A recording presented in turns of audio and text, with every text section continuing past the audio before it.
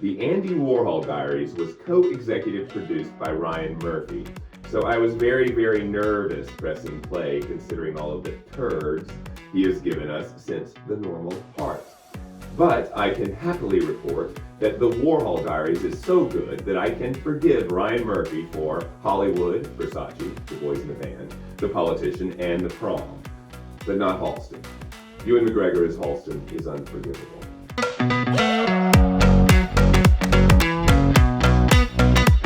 Written and directed by Andrew Rossi, the Andy Warhol Diaries is a love story, but not an art story. And seeing Andy Warhol as a spiritual gay man with relationships and heartbreak is revelatory.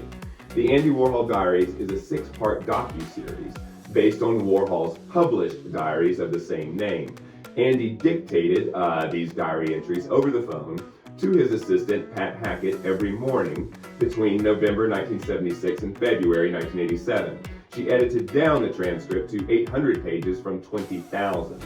The amazing writer and director Andrew Rossi spent a decade on the Warhol Diaries, weaving together Warhol's narration with archival footage and sit-down interviews.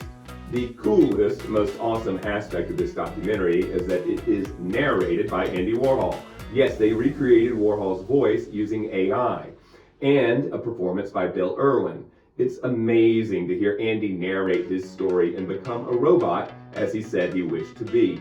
The director told Variety that he always wanted to include a significant reflection of Andy's desire to be a robot and to be a machine because it is so central to his image as this flat character who has a void behind his persona.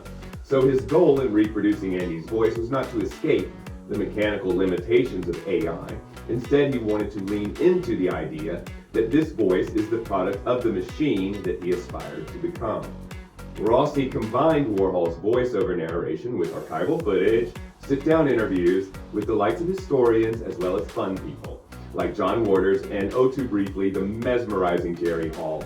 I'm dying for Jerry Hall. She had 1 minute of screen time and she made a lasting impression. Someone needs to produce The Housewives of Mick Jagger with Jerry Hall right now. The director, Andrew Rossi, told Variety he wanted to puncture the myth of Andy Warhol as a neutered alien under a white wig. And to do this, this documentary explores the loves of Andy's life. His domestic life with his partner of 12 years, the interior designer Jed Johnson, so cute and sweet, his intense relationship with the artist Jean-Michel Basquiat, and primarily with the love of his life, the closeted Paramount Pictures executive John Gould. John asked Andy to keep him out of the diaries, and Andy did for the most part, but John's presence is felt everywhere. I'd never been a big fan of Andy Warhol, due in large part to the cruel, distant, yet consistent portrayals of him in films like I Shot Andy Warhol and Factory Girl. I found Andy to be a rude, insufferable, superficial person, and therefore I had very little interest in him. After seeing the Andy Warhol Diaries, I find I Shot Andy Warhol and Factory Girl to be rude, insufferable, superficial films. I'll quote Peter Travers. Here's his Rolling Stone review from 1996. Jared Harris plays Andy Warhol with just the right blend of gee whiz naivete and casual cruelty. After watching the Andy Warhol Diaries, I believe neither to be true. Andy Warhol was not naive or deliberately cruel. Travis goes one further. Jared Harris's funny and observant portrayal dodges caricature and locates the artist within the alien in Andy Warhol. This shy, lonely pansexual was never the life of the party, even his own. Of this quote, only shy and lonely were at times to be true. Andy was not alien or pansexual, and he definitely created parties and was for a time the life of his own party. Lily Taylor's performance is amazing in I Shot Andy Warhol. But after watching the Warhol Diaries, I find I Shot Andy Warhol cruel as it celebrates his assailant. Andy Warhol died after she shot him 3 times. The doctors brought him back to life, but his body was mutilated because of what she did, and she only served 3 years in prison. Of Factory Girl, the New York Times review states, in the movie's hostile portrayal of Warhol, that pop art giant comes across as an emotional vampire who uses Edie Sedgwick as a vicarious mirror. I Shot Andy Warhol and Factory Girl desperately needed Andy to be the villain, a fey gay villain like Hollywood's portrayal of gay men in the 1930s. The Diaries of Andy Warhol also explores homosexuality in the United States after World War II.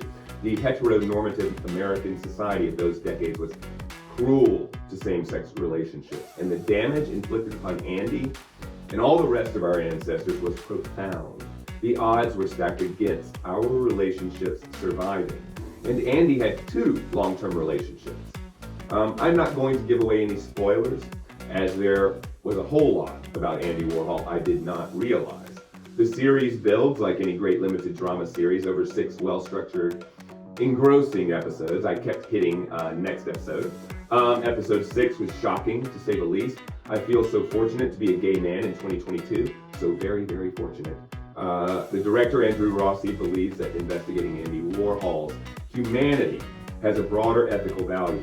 35 years after he died, people have a perspective on his queerness and his performance that shows how our values have shifted since same-sex marriage was legalized. There is so much more sensitivity to the gaslighting that Andy experienced. He was trying to maintain functional, long-term domestic partnerships in an era that was bizarre.